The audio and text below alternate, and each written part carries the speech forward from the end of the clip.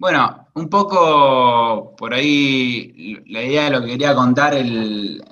trabajo final de carrera mío giró en torno a repensar un poco el derecho a la ciudad, ¿no? Se paró como desde la concepción del derecho a la ciudad y de entender desde cómo, desde un trabajo, digamos, final de arquitectura podía por ahí pensar cómo llevar a la práctica algunas cuestiones que, que tienen que ver con el ejercicio del derecho a la ciudad. Entonces, por ahí lo que quería primero como un poco traer, que le sumaba a la presentación de aquella vez, era esto que plantea Herbie, que es un geógrafo inglés sobre el derecho a la ciudad, que, que va, que muchas veces, bueno, se tiende a por ahí a no desarrollar tanto la cuestión esta del derecho a la ciudad y que tiene que ver con un derecho que es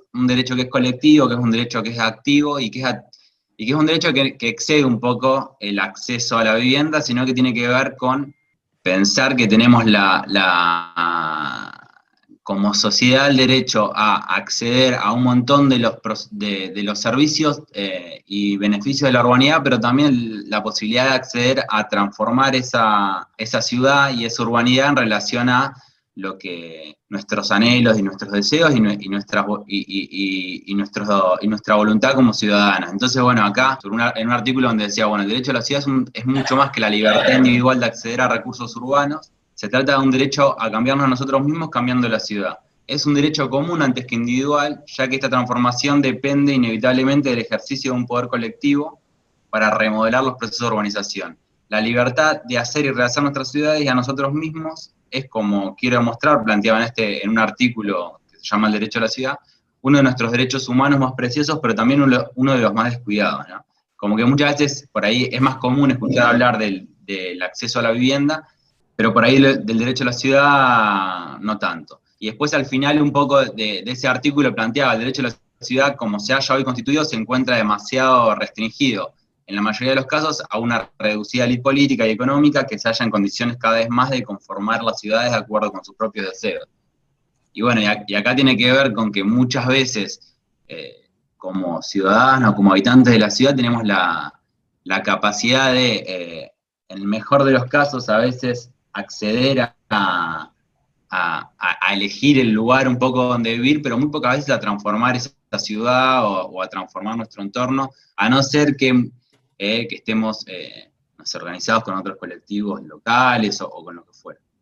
Después traía que justo el otro día, revisando un poco material, encontraba esto que planteaba sobre el problema de la vivienda allá a principios de 1900, Engels, en un texto que se llama El problema de la vivienda, justamente, que decía, en realidad la burguesía dispone únicamente de un método para resolver el problema de la vivienda, de modo vacilante, es decir, resolverlo de modo que la solución continuamente reproduzca de nuevo el problema. Este modelo se llama Hausmann, ¿no? Y bueno, y ahí citaba un poco algo que por ahí muchos vieron en historia, que es lo que propone para Paris Hausmann. No importa qué diferentes puedan ser las razones, el resultado siempre es el mismo. Los escándalos, ahí decía, los escandalosos callejones y callejuelas desaparecen acompañados de generosas y abultadas avenidas, pero eso vuelve a reaparecer en otro lugar, ¿no? Decía, lo dice con unas palabras por ahí un poco más de la época. Y que eso es algo que muchas veces cuando pensamos, sobre todo en los procesos de urbanización de barrios, muchas veces se tiende a pensar que la solución es construir vivienda. Y muchas veces construir vivienda por construir vivienda, lo que tiende a hacer es a resolver una cuestión inmediata, pero a trasladar el problema hacia otro lugar y tal vez hacia una periferia más alejada. Entonces, un poco lo que esta como introducción por ahí un poco más teórica a lo que fue el trabajo en sí, partía de, bueno, de cuál fue la perspectiva del trabajo. El trabajo se organizó en una mirada que yo fui construyendo, sobre todo a partir de una materia que cursé y que ahora en la que es selectiva y en la cual ahora participo también como parte del grupo docente, que se llama Hábitat Popular. Y trabajamos sobre la idea de construir problemas y a partir de la construcción del problema, poder proponer propuestas de transformación de eso para dar una respuesta a ese problema. Entonces, un poco la idea del trabajo fue esto, a partir de construir la problemática a la cual se quería dar respuesta y de esa manera pasar al desarrollo de una propuesta. Que van a ver que la propuesta es una propuesta, no una propuesta, o no toma tanta relevancia la propuesta de un edificio en sí, sino que toma la propuesta de un mecanismo de intervención. Y una articulación de instrumentos para llevar adelante esa propuesta. Es una propuesta que se encara más por ahí desde el lado del urbano, de la planificación urbana, que en el momento también para mí fue como una complejidad desarrollarla, porque lo más común o lo que se venía haciendo en la mayoría de los trabajos finales era el desarrollo de un edificio. Entonces fue como también en un momento dije, ¿para qué me metí en esta?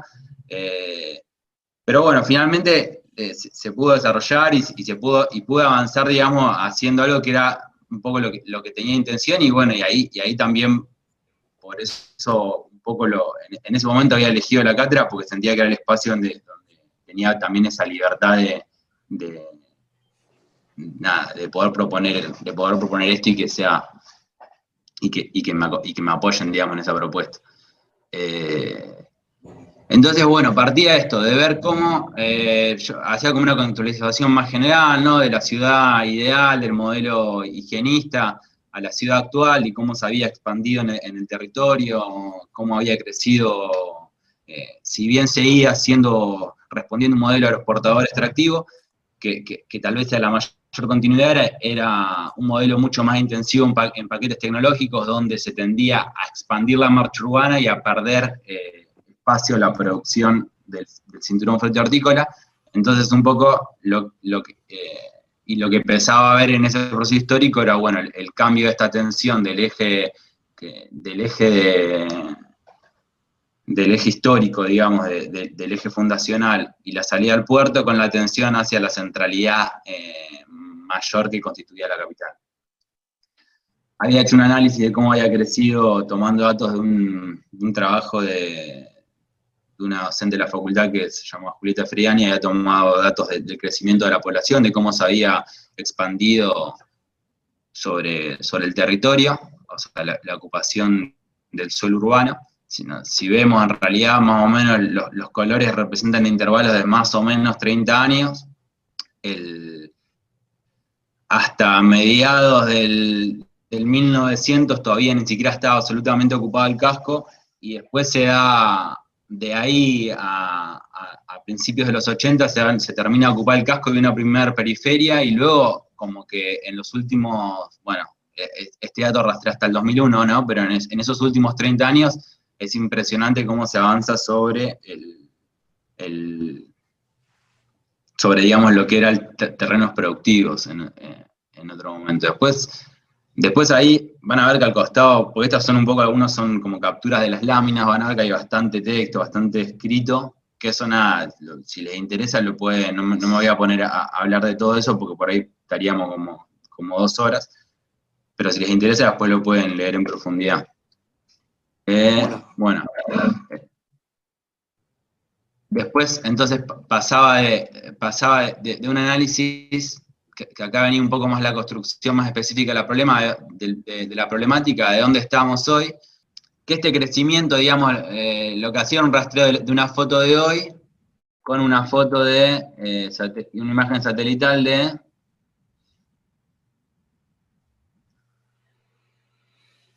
de hace unos 30 años, ¿no? Donde se ve una variación importante en lo que es en la superficie construida y un avance sobre los terrenos productivos. Entonces el análisis era, bueno, si no paramos, ¿a dónde vamos? Y ahí estaba como esta imagen medio distópica de un avance de continuar avanzando sobre el terreno productivo, y por ahí con todos los problemas que ello conlleva, digamos, tanto a nivel productivo para la ciudad como a nivel suelo absorbente y un montón de otras cuestiones. Y un análisis que hacíamos y que también traíamos desde desde lo que era la propuesta del master plan que proponíamos, digamos, en la primera parte del año en Arquitectura 6, era esto. ¿Ahí se cortó de vuelta o no? Ah, no, está. No, justo me estaba entrando una llamada ahí. No, bueno, entonces la propuesta esta era absorber proyectábamos el crecimiento en relación a los últimos censos que teníamos, que eran 2001 y 2010, proyectábamos cuánto variaba la población y proyectábamos cuánto iba a crecer en una proyección bastante lineal, digamos, ¿no? Sin demasiadas complejidades, digamos, metodológicas, cuánto iba a crecer de ahí al 2000, a 10 años, al 2030, al 2050 y al 2070.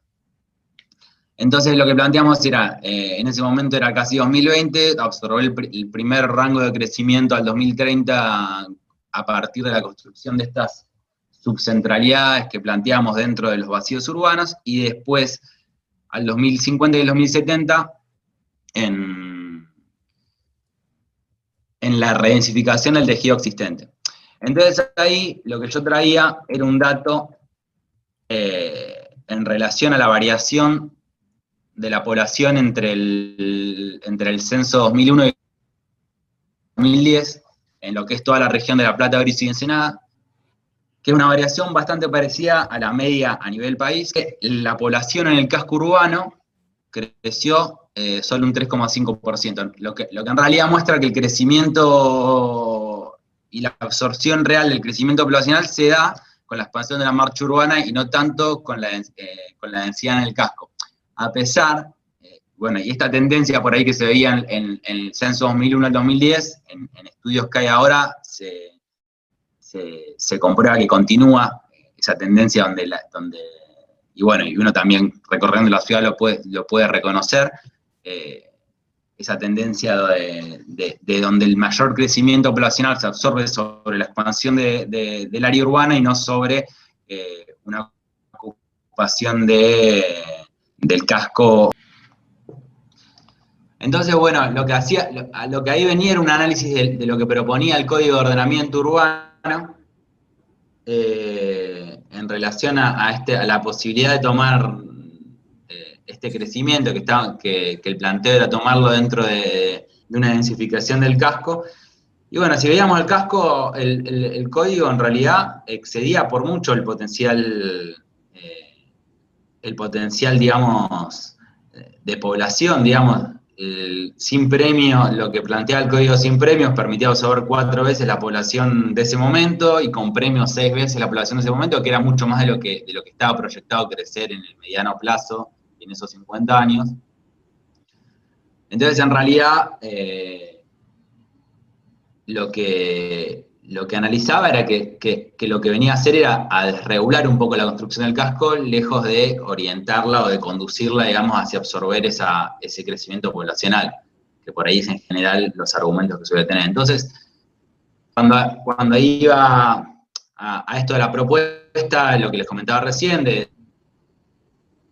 planificar el crecimiento a 50 años, densificando el casco, permitir absorber ese crecimiento en el casco y pensando un mecanismo que nos permita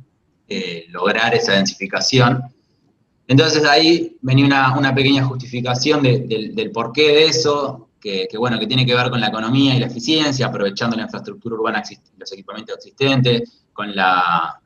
sustentabilidad, de evitar el avance de la mancha urbana sobre terrenos productivos, y con la calidad de vida urbana, reduciendo los desplazamientos, tiempos y distancias, y mejorando los sistemas y espacios públicos dentro del casco y aprovechándolos, ¿no? Entonces, un poco la estructura urbana en general se planteaba en base a los ejes principales de transporte público, que eran conformados por las avenidas, los nodos de intercambio, que podían ser, por un lado, espacios de cruce de esas líneas de transporte público principales, y a su vez cambios de sentido, pensando en un transporte público que transcurra en relación a las avenidas y que permite un desplazamiento rápido por todo el casco, en ejes secundarios o diagonales, que lo conformaban las diagonales justamente, y con los pares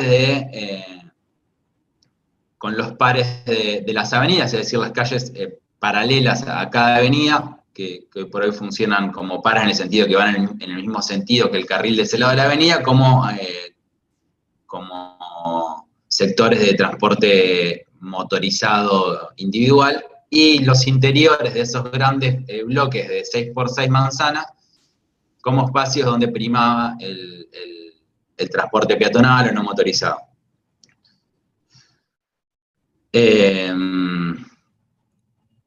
Se dividía la propuesta un poco dividía al casco en 3 tramos para poder analizarlo de una manera más clara, y estaba bueno los 2 tramos laterales, que eran el norte y el sur, y el tramo del eje central. Los 2 tramos laterales, que es donde se centra, se hace un ejercicio de trabajo sobre una manzana, sobre la densificación de una manzana, como para comprobar el método o el mecanismo, que es como la propuesta de este trabajo. Y para eso se toma el tramo de abordaje del norte, digamos, ¿no? Que es uno de los tramos laterales, y que los 2 tramos laterales tienen la particularidad de tener estas manzanas de 120 por 120 con dimensiones y morfologías similares. Eso cambia un poco hacia el tramo central, porque como saben, se van achicando las manzanas y va cambiando un poco la relación de espacio construido con relación de manzana. Un poco la tapabilidad del proceso se planteaba en que se podían intervenir ahora a razón de 8 manzanas por año y llegar, digamos, de esa manera a intervenir la totalidad de las manzanas a los 50 años que se planteaba el proceso de crecimiento, y en ese proceso ir absorbiendo la posibilidad de absorber todo el crecimiento urbano dentro de esa densificación del casco. Ahora tal vez se podrían plantearle otras preguntas a esto a partir de todo lo que es la situación de la pandemia y las restricciones en relación al uso del espacio público, pero bueno, en ese momento era bastante impredecible eso. Un poco la lógica del abordaje por manzanas tendía a identificar dentro de cada manzana el tejido blando. Ahí hay como unos ejemplos acá de algunas manzanas, de identificar lotes de mayores dimensiones, con llegada a corazón de manzana, que serían los lotes a buscar intervenir para generar esta propuesta de manzana, que tenía que ver, con un lado, por abrir un corazón de manzana como espacio semipúblico,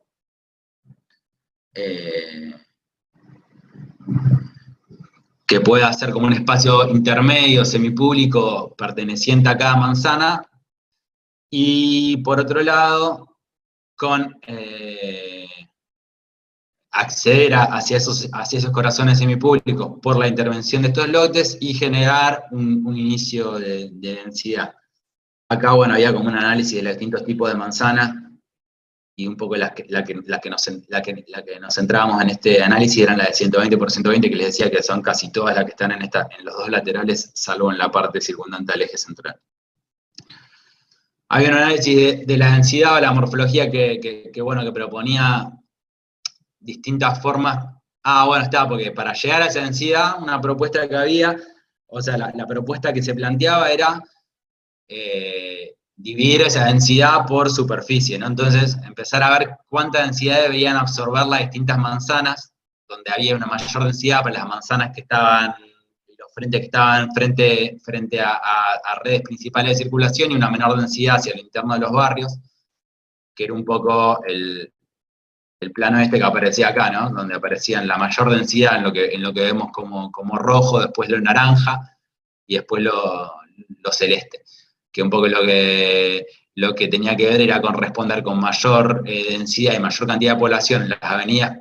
principales o en los nodos, que eran las plazas, con un poco de menor frente a avenidas, y con menor densidad al interior, que es donde prima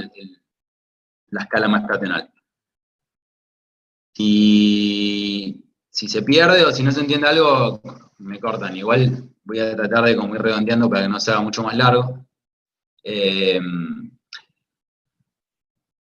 Entonces, bueno, acá entonces esta división del casco en tramos, después en macrocélulas, que eran estos grandes conjuntos de 6 por 6 manzanas que hay entre plazas y plazas y avenidas, En este caso nos situamos en la macrocélula que estaba entre 38, 44, 1 y 7, y la intervención era sobre una manzana que está ahí frente a la terminal, que es la manzana que creo que aparece ahora. Bueno, que es la manzana que está entre 1, 2, 42 y 43.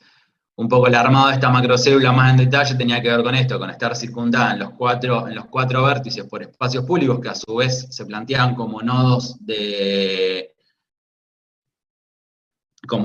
cruce de las líneas principales de transporte público que correrían con carriles,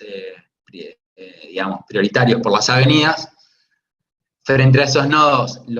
la mayor altura y densidad, mayor altura que responde a la mayor amplitud de esos espacios y la mayor posibilidad de asoleamiento y de conformación de ese espacio urbano, y mayor densidad en relación a que son los lugares más accesibles. Después una altura un poco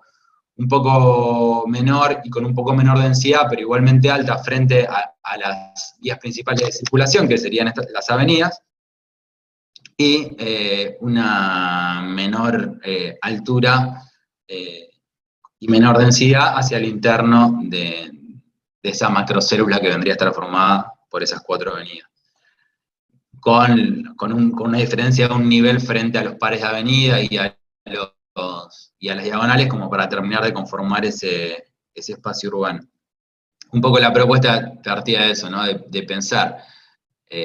también la escalaridad desde el espacio más público, del espacio más urbano, al espacio más privado de la vida. Entonces se planteaban situaciones intermedias, ¿no? Desde el espacio público de circulación a los espacios semipúblicos de circulación, desde el espacio público de permanencia, que vendrían a ser las plazas, al espacio, lo que se plantea como espacio semipúblico de permanencia, que eran los corazones de manzana abiertos, y el espacio privado al espacio semipúblico o semiprivado, que venían a estar conformados por las terrazas de los conjuntos y los patios internos. Un poco ahí hay algunos esquemas de cómo intervenir la manzana, cómo dar la búsqueda de esas escalas, cómo pasar, digamos, de una situación de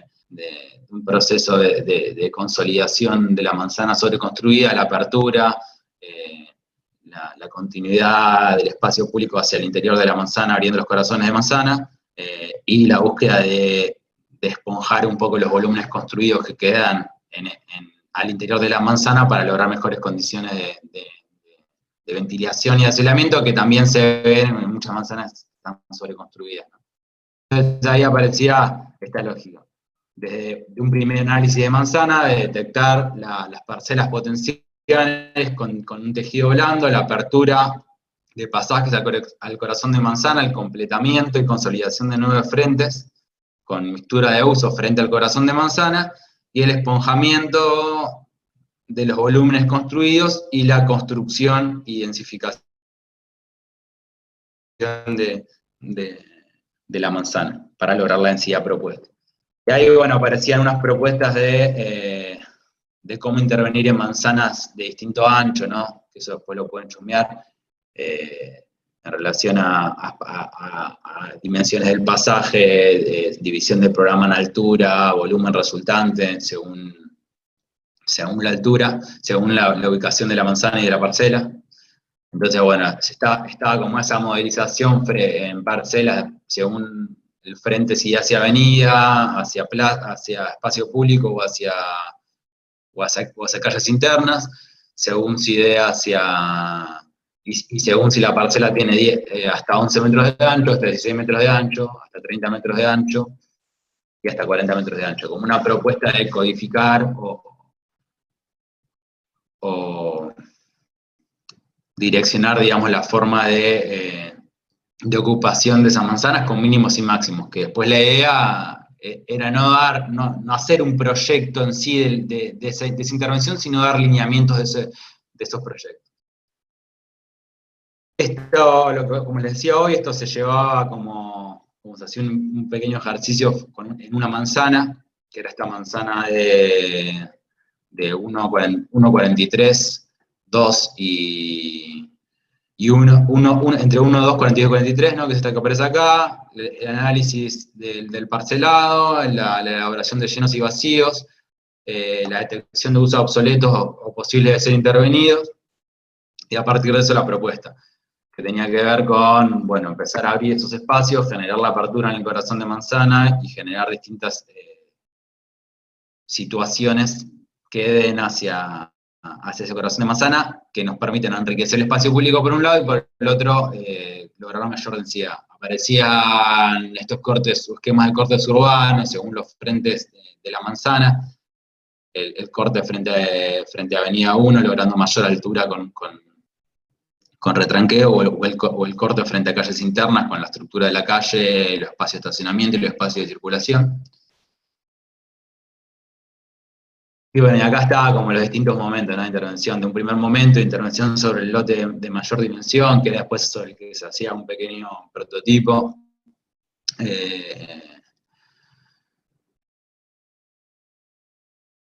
Un segundo momento donde se abría otro pasaje de ese corazón, un tercer momento donde se abría otra de las caras, y un cuarto momento donde se abría otra de las caras, y ahí quedaba como conformada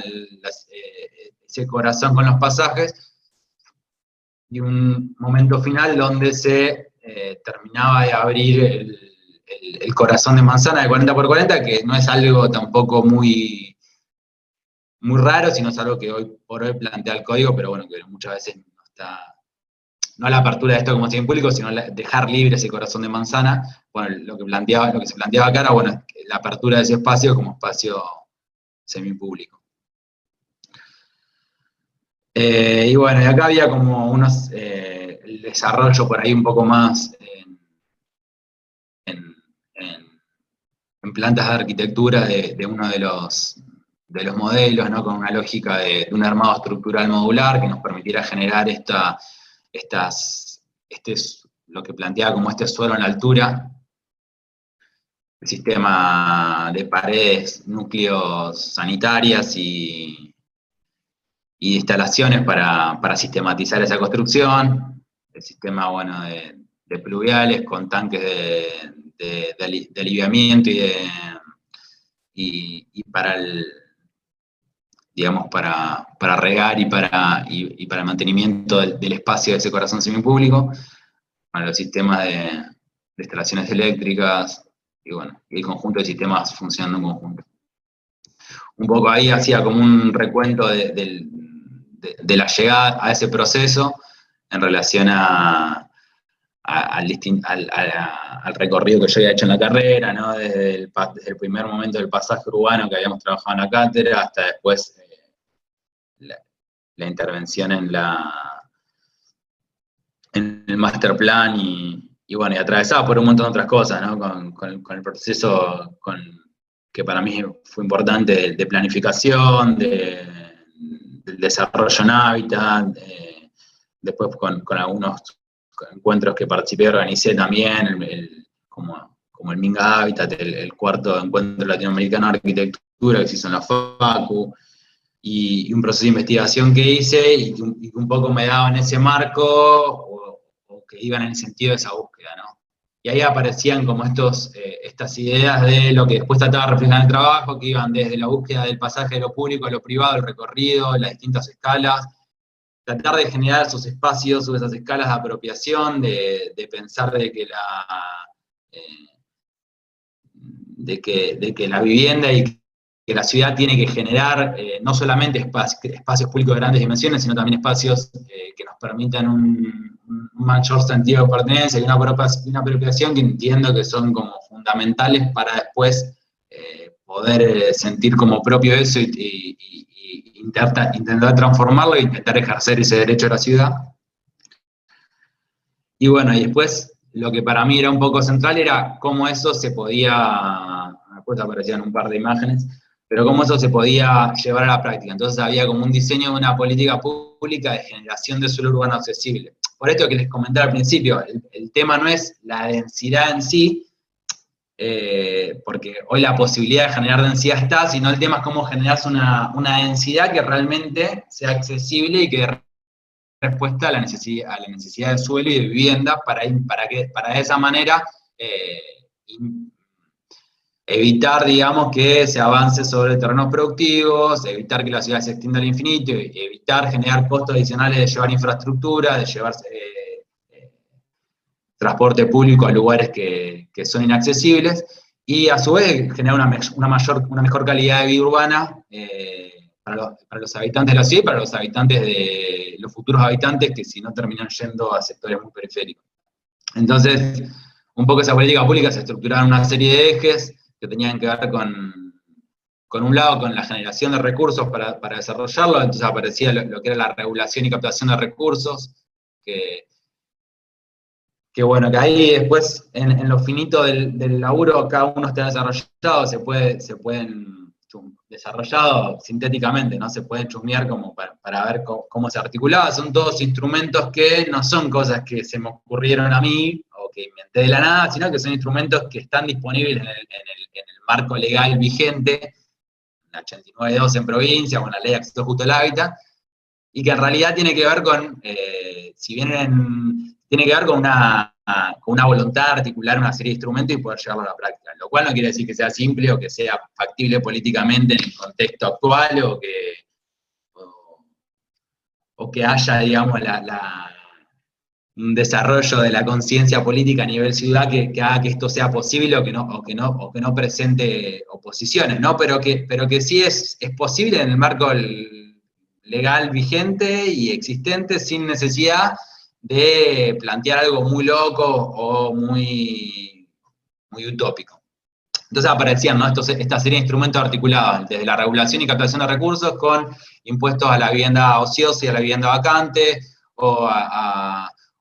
progresividad del impuesto al suelo y a la renta en relación a la cantidad de suelo, la gestión de recursos a partir de la generación de un fondo de desarrollo urbano, un banco de microcréditos para la construcción y mejoramiento de lo ya existente, un banco de materiales para el desarrollo de estos mejoramientos, de este crecimiento progresivo, sin necesidad o pudiendo, digamos, actuar e intervenir en el mercado de materiales, que sabemos que es algo que frente a por ahí booms en la construcción o aumentos importantes de la construcción que generaría un proyecto de este tipo, puede tender a especularse con el valor de los materiales y que tiendan a subir. Bueno, la posibilidad de generar un banco de materiales podría hacer que el Estado juegue como un actor en eso y que pueda regular ese precio de los materiales. El desarrollo de un banco de tierra justamente para poder ofrecer e intervenir en el mercado de tierras, regulando también el precio y el desarrollo de una inmobiliaria municipal. Un tercer eje de desarrollo económico productivo que planteaba programas de desarrollo de cooperativas de construcción para llevar adelante estos conjuntos, desarrollo de cooperativas de producción de materiales para proveer de materiales a eso, y un programa de desarrollo de cooperativa de vivienda para el acceso a la vivienda de la clase media. Y entonces, también eso lo que permitía era que el mismo proceso de densificación y de crecimiento del casco y de acceso al suelo permita generar trabajo genuino y generar, digamos, crecimiento económico y generar la misma demanda más solvente para acceder a ese suelo. La gestión del desarrollo urbano, que planteaba la generación de convenios urbanísticos y convenios urbanísticos con asociaciones, colegios, sindicatos, o consorcios urbanísticos con privados poseedores de tierra para el desarrollo de estos lotes y la generación de ese suelo accesible, donde el municipio participa dando indicadores y infraestructura, el privado dando la tierra, por ejemplo, y parte de la producción de ese suelo queda en manos del municipio para esa redistribución, y la participación del derecho a la ciudad, que era algo de lo que nombraba al principio, que pensaba que era una oportunidad interesante a partir de esta escala de distintos tipos de espacios, pensar que estos mismos espacios de manzanas podían ser espacios de organización y de articulación de la participación democrática de los ciudadanos en la decisión de lo que pasa en su manzana y lo que pasa en su ciudad. Entonces, un esquema del Consejo Local de Desarrollo Urbano a escala ciudad, que hoy existe, pero por ahí es poco representativo, al cual confluían un consejo zonal por macrocélulas, es decir, por conjunto de 6 por 6 manzanas, que eran entre avenidas, y al cual confluían representantes de asamblea de pobladores por manzana. Y todo eso, que había un instrumento marco territorial que planteaba indicarnos, digamos, como delimitar el casco como zona de desarrollo prioritario y promoción del hábitat, que es un instrumento que también está presente en la ley de acceso justo al hábitat, y lo cual permitía fijar determinadas normas, como por ejemplo, que me parecía que en ese sentido era central, la